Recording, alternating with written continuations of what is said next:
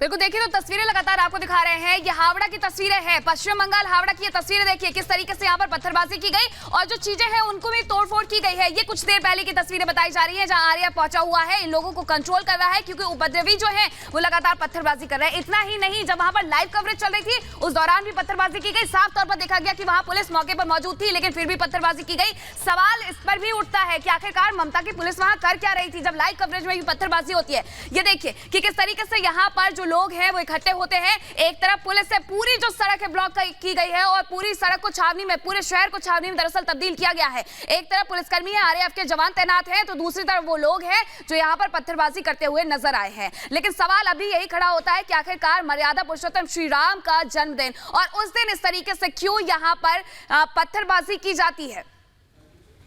और मेरे से कि भास्कर हावड़ा से ज्यादा जानकारी के साथ जुड़ रहे हैं। भास्कर, तस्वीरें ये बता रहे हैं कि हालात अभी भी खराब है, पत्थरबाजी अभी भी हो रही है, आरएएफ के ऊपर भी पत्थरबाजी की तस्वीरें लगातार आप दिखा रहे हैं। क्या अपडेट आपके पास? बिल्कुल बिल्कुल, देखिए लगातार पत्थरबाजी चल रहा है और हालांकि पुलिस की तरफ से एरिया डोमिनेशन की कोशिश किया गया था सुबह से, फिर भी जो सिचुएशन वो सिचुएशन पूरी कंट्रोल में नहीं आ रहा है। और अभी तक कुछ देर पहले भी फिर से पत्थरबाजी शुरू हो गया। बहुत सारे दुकानों पे तोड़फोड़ हुआ, बहुत सारे जो गड़ियाँ हैं उसमें भी अटैक किया गया है। और देखिए अभी जो पुलिस और एडमिनिस्ट्रेशन का सबसे बड़ा चैलेंज है कि ये सिचुएशन को टैकल करना, ये लॉ एंड ऑर्डर सिचुएशन को मेंटेन करना है। और इसी पे सवाल खड़ा कर रहे हैं भाजपा के जो लीडर्स है, वो लीडर्स पुलिस और एडमिनिस्ट्रेशन क्या कर रहे हैं। अगर पुलिस के सामने, अगर थाने से सिर्फ 100 मीटर के दूरी पर अगर इस तरह के वायलेंस होते रहे तो फिर पुलिस का काम क्या है, क्या कर रही है सरकार, क्या कर रही है पुलिस और एडमिनिस्ट्रेशन, क्या कर रही है रैफ पार्टी, क्या कर रहे हैं कॉम्बैट फोर्सेस। बहुत सारे सवाल अभी उठा रहे हैं कि भाजपा के लीडर्स। और देखिए मैं अभी हूँ जो बंगाल के एडमिनिस्ट्रेटिव हेडक्वार्टर है नवान्न, इस नवान्न के अंदर, और जब बंगाल गवर्नमेंट की तरफ से खबर मिल रही है कि हम लोगों को जो सूचियां मिल रही है सरकार की तरफ से कि क्या पुलिस को, प्रशासन को कोई इनपुट पहले से नहीं था। आपके पास लौटते हैं, एक और तस्वीर इस वक्त देखिए कि कैसे यहाँ पर मौजूद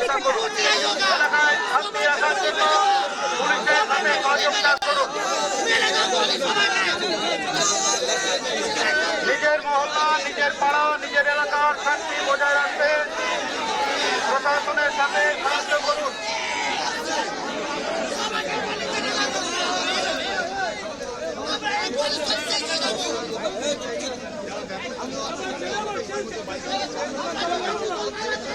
এলাকা স্বাভাবিক রাখতে পুলিশের সাথে আপনারা সহায়তা করুন।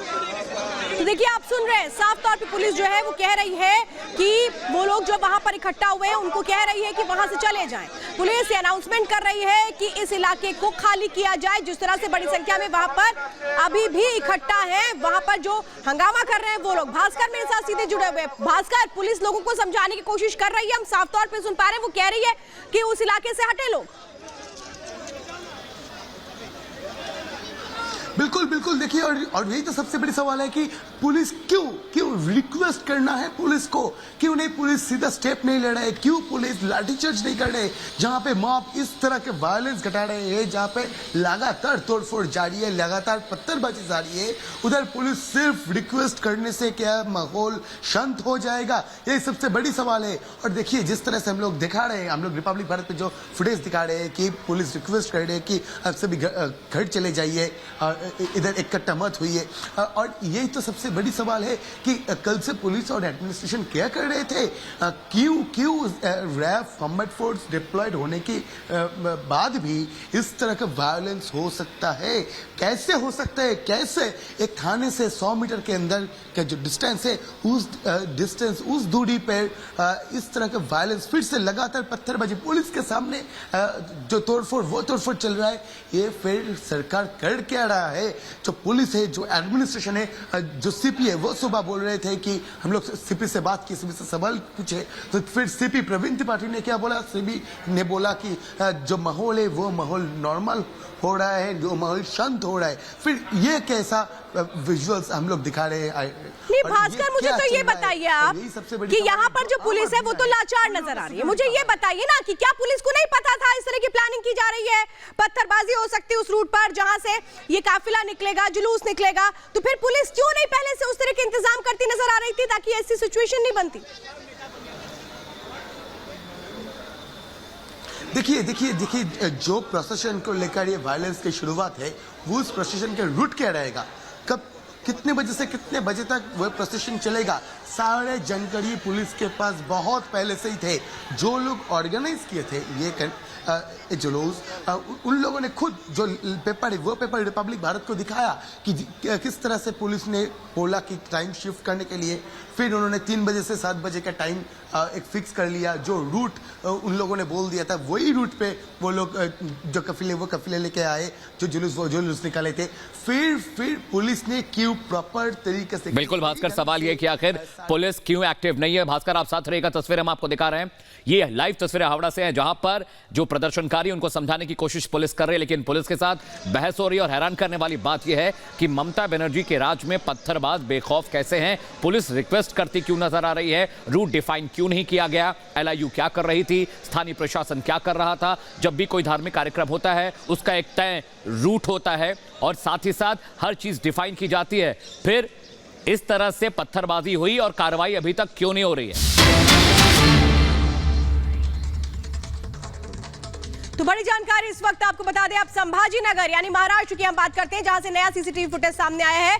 मंदिर के पास का ये फुटेज है, जहां पर सीसीटीवी तोड़ती नजर आ रही थी भीड़। जिस तरह संभाजी नगर में हमने देखा था, उपद्रवियों ने हंगामा किया था, गाड़ी में आगजनी की थी, पुलिस की गाड़ी में तोड़फोड़ की गई थी। और ये देखिए, ये हम तस्वीरें आपको latest CCTV footage Sambhaji Nagar से मीनाक्षी जो सामने आता है, उसमें नजर आ रहा है कि कैसे सीसीटीवी को तोड़ने की कोशिश हो रही है। बिल्कुल, और ग्राउंड जीरो पर हमारे सहयोगी भी मौजूद है। साहिल, जिस तरीके से देखा गया कि संभाजी नगर में भी पत्थरबाजी की गई, आगजनी की घटना को अंजाम दिया गया और दोबारा भी यहां पर इस तरीके की घटना को अंजाम दिया गया था। ग्राउंड जीरो की अगर अब हम बात करते हैं तो वहां पर स्थिति कैसी बनी हुई है?